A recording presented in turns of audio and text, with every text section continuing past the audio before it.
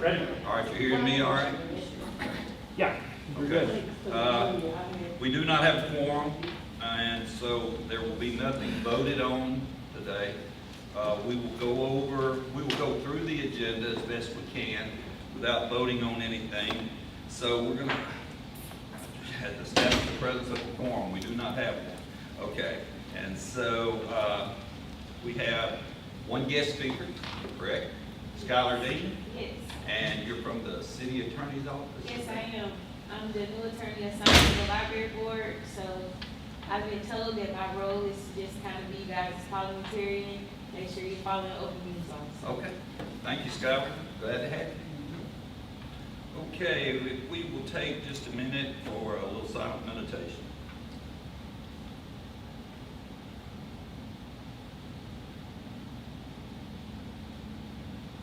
Okay, thank you. Okay, skipping over approval of the agenda, because we can't vote on it. Skipping over the draft of the regular board meeting minutes for a regular, special, and special call meeting on the 16th and the 30th.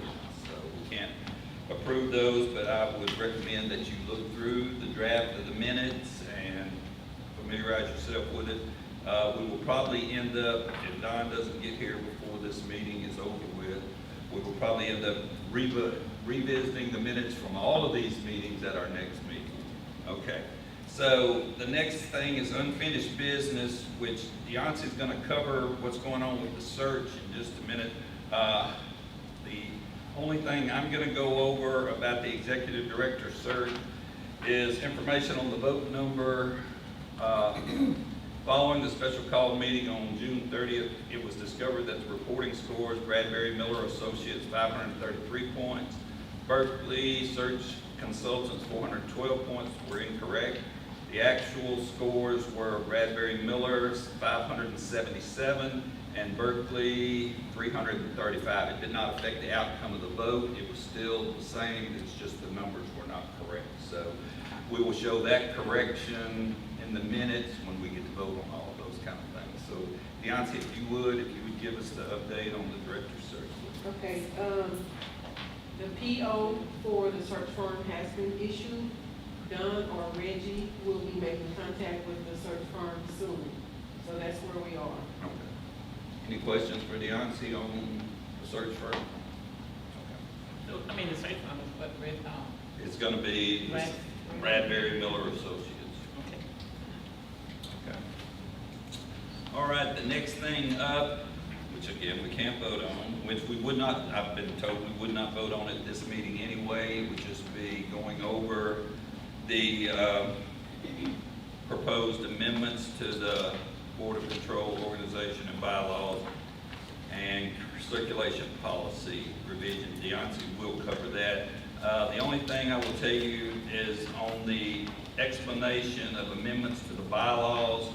On page 1 of the bylaws, it's updated to reflect the current mission statement for the Shreve Memorial Library. On page 6 of the bylaws, when you look through it, staff titles reflect the current usage, and number 6, staff titles updated to reflect current usage, and the executive director was deleted as he or she functions as the secretary treasurer anyway. So secretary treasurer is what is deleted, correct?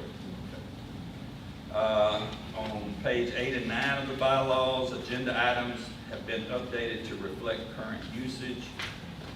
And going down, Article 10, amendments.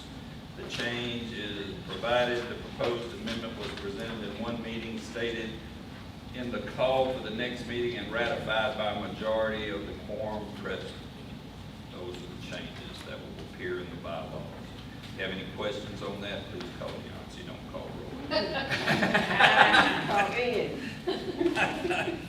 And so, Deontay, you want to talk about the circulation policy revision?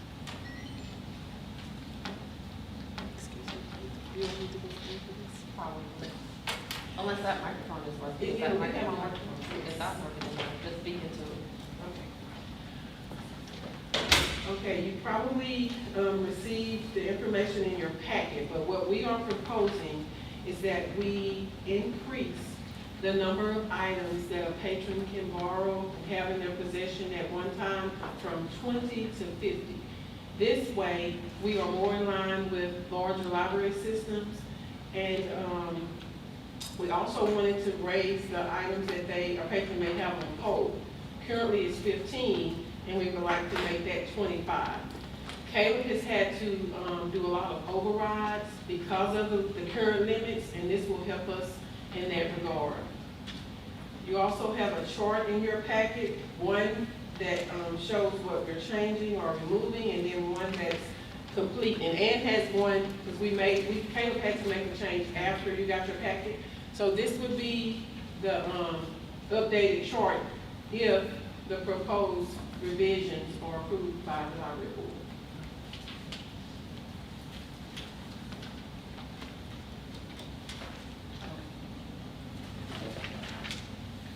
And let me just go ahead and add too.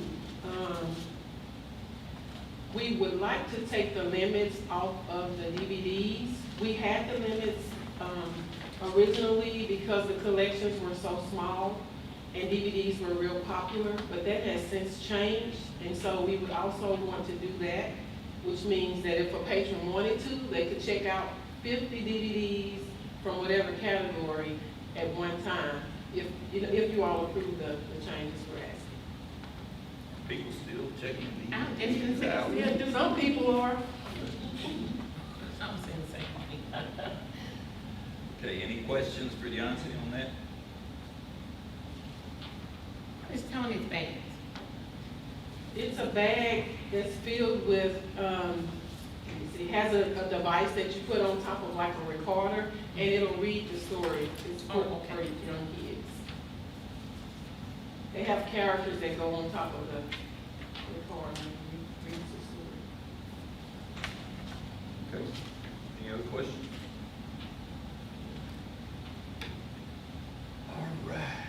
Let's move to the library services update. Deontay, you're the star today. Okay, library services update. You have the report, you see some of the things that I helped with or worked on. Public services, programming and outreach. We reopened Cedar Grove on June 23rd. All libraries are operating as cooling centers until September 21st. We're providing bottled water to patrons and, of course, a cool environment from the heat. If you haven't been in a branch recently, we have Friends of Shreve Memorial Library pop-up sales in the lobbies of the full-time branches and inside the branches, in the part-time branches. And Mr. Gavin told me today that since we started, I believe July 7th or 8th, they've raised $400 and something. So it's healthy. And we appreciate it because that's an alternative for us having to try to store the discarded books, considering what's going on at Maine. Okay, we had our second Family Literacy Night event at the Broadmoor branch on July 12th. If I'm not mistaken, I think there were about 30 people who attended that one. So that's an increase from the first one that was held at the West Shreveport branch.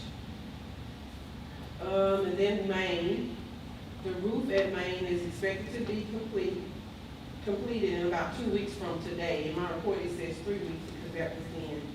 Then they will have to replace the remaining tiles. They won't be in until November 28th. But the roof is supposed to be completed in about 2 weeks. Access services. SML has added access to the EBSCO databases in response to the state library eliminating these services. And we'll continue to have access to Master File Premier, Academic Search Complete, Business Source Elite, Consumer Health Complete, and the rest of them that you see in the report. Cataloging, the cataloging department added 3,688 new items to the collection in May and 3,903 new items to the collection in June. Now cataloging is processing and cataloging items the week that they arrive at the support services center. During the months of May and June, interlibrary loans help to circulate 373 items that are not available from SML, at SML. And then due to the state library funding cuts, SML will no longer be able to borrow items from OCLC lenders in Long Shore. This may limit what interlibrary loan items SML can get for patrons from out-of-state libraries. Maintenance, the team completed 1,360 work orders and outsourced 11 projects. And you'll see the different things that they did in my report. And then the library services personnel update, Kashida Petterway is the new branch manager of the Hollywood Union Avenue branch, effective July 11th. She was formerly the assistant branch manager at the Hollywood Union branch for about 5 years. And then Shatoria Starks Gibbs, we call her Tori. She's the new acquisitions financial assistant, and she started on July 15th. And those are updates to my report. Any questions for Deanna? I have a question about, I will read the New York Times and they'll have all these books I want to read, and I go to my library, which is in North Kettle Parish, and they never have any. Is that because they just haven't caught up to order yet? Is there a budget thing? I know that's a silly question for those of y'all, but they never have them immediately. Well, they know that, yeah, there's some time between when we request it and when we receive it, and it has to be processed. But I could answer that more intelligently if I knew the title. So you can call Well, me. I can bring you the New York Times and I can just mark them all if you want me to do that. Well, that'll work, and I can check to see if. But I was just curious, it's just that they probably may not have been ordered or processed, and that's Probably why. they've been ordered, just not processed yet. But Yeah. I don't know. Or I thought maybe there was a budget thing that they couldn't order them until a certain time or something. That was, No, it's not a budget thing, it's a new release thing. I was just curious. Okay. It's not that big a deal, because there are a lot of books in the library I can read, but I read those New York Times reviews and the Wall Street Journal, and I think, oh, I want to read these, so I put them all, okay. Well, you can just give me a call and we can assist you, because even if we don't have it, we have in the library loan where we could borrow it from someone Okay, else. all right, thank you. You're welcome, thank you. Any more questions?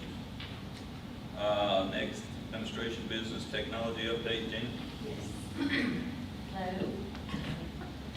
All right, in information technology, our IT department has begun deploying computers within our system with the Windows 11 update. So we all are getting brought up to the most current issue of the Windows. As far as HR, Mary wanted me to let you know she's our payroll administrator, and she helped coordinate with the auditors. It took us a little bit this last time. We got in under the deadline, but we were a little later than usual because of the including additional reporting of the 2023 and 2024 approved sick leave due to the new GASB standards. So therefore, she just wanted everybody to know we did get it under the wire, but it did take us a little bit longer than normal. And then in our training and development, I wanted to introduce you to our new training and development. You want to use that mic up there? Okay. She's going to introduce herself. Her name is Felicia Badger. Good afternoon, everyone. Okay, and as Gina said, I'm the new training and development coordinator here at Shreve Memorial.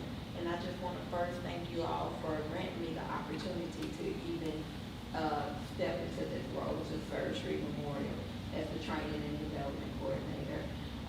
Even though I'm new to this position,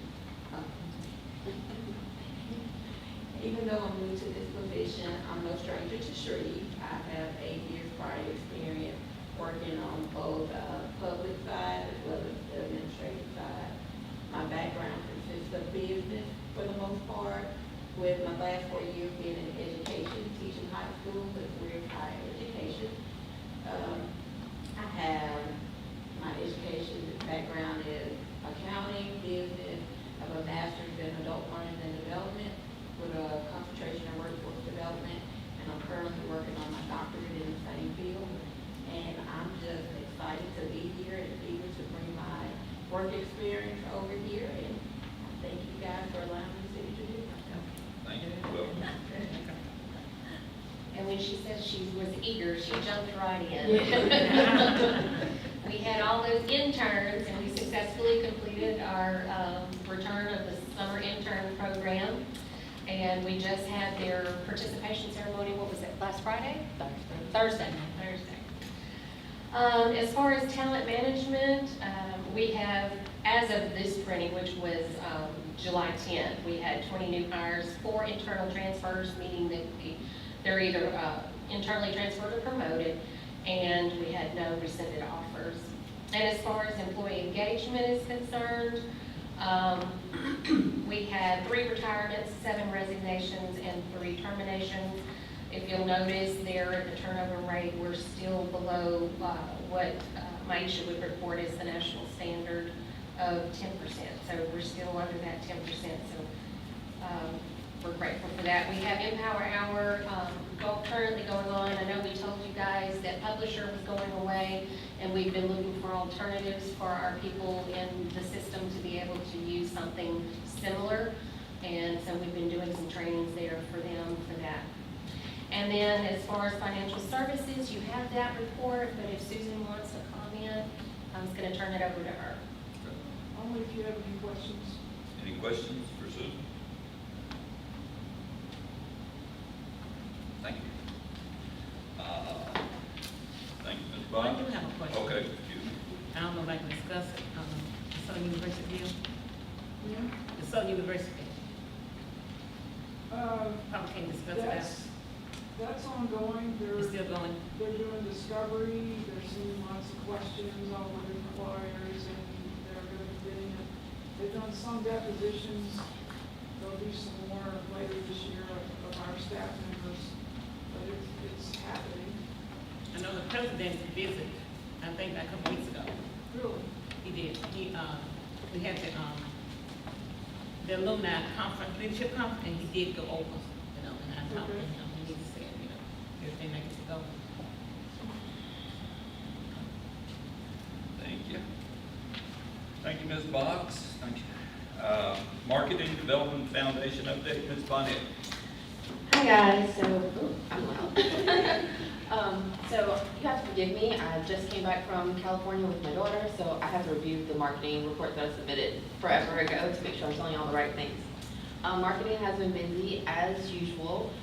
Since March, at the time this was prepared, we issued 48 press releases, which that number has increased because I issued plenty of them before I left for vacation.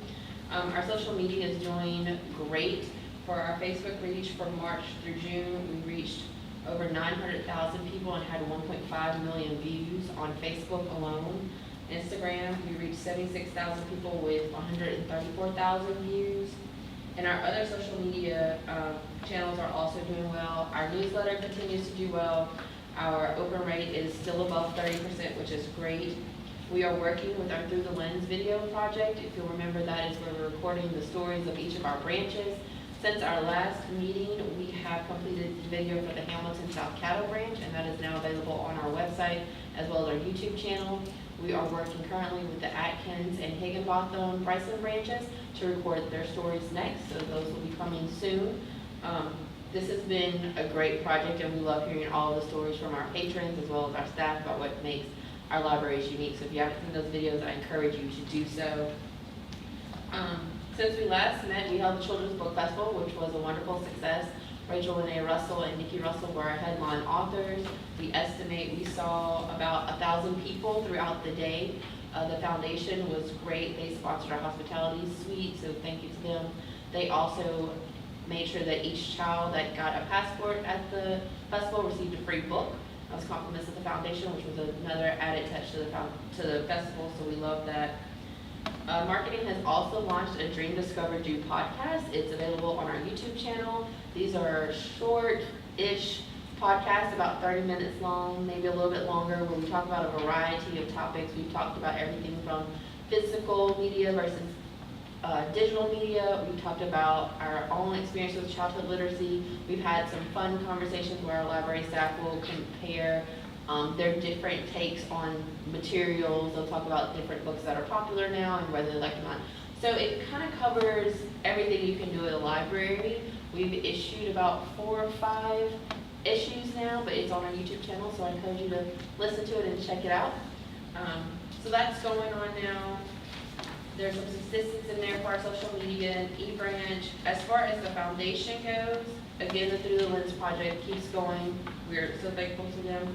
We're continuing visiting the branches with our Around the World in 21 Branches awareness campaign. We actually did a stop at the North Caddo branch this morning, right before I got here. So we got about 20 or so new people to sign up for our email newsletter list for the foundation. Those have been going really great. We visited, I want to say about 6 or 8 branches so far, and we will be holding our drawing for a $500 grocery gift card before the end of July. So everyone that signs up for the foundation's newsletter is entered into a drawing for a $500 grocery gift card, which is awesome. On Library Giving Day, the foundation raised $1,697 in donations. I spoke about the Children's Book Festival before. On Gift for Good Day, which is done with the Community Foundation, the Library's Foundation received $3,226 in donations in Lanyard Fund, so that was great. That is an increase over what we were able to raise last year. So it is growing, which is all good things. We are looking on doing a fundraising awareness event near the end of 2026.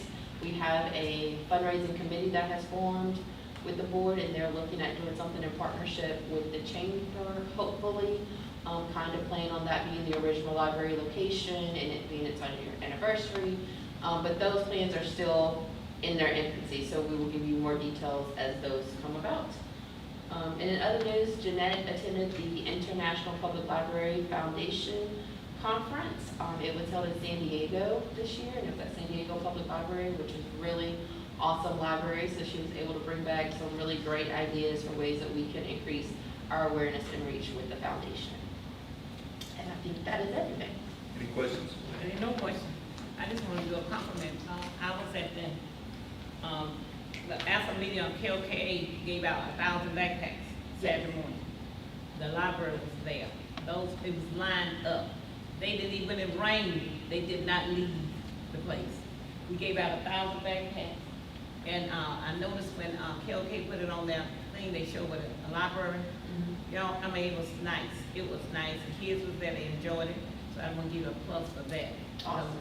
That means we gave out 1,000 backpacks. We had over 1,000 people there. And when it rained, they did not leave.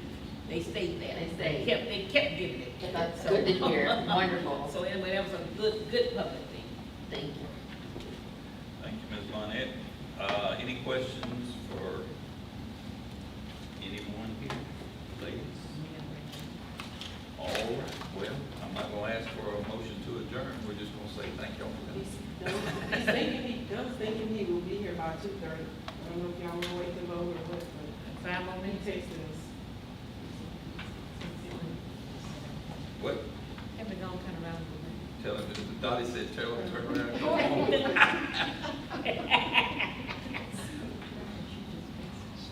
Snitch again. Well, she'll be here because she's our parliamentarian Yeah, now. she got to keep up, even though Reggie, but she has. Well, I thought she was supposed to speak.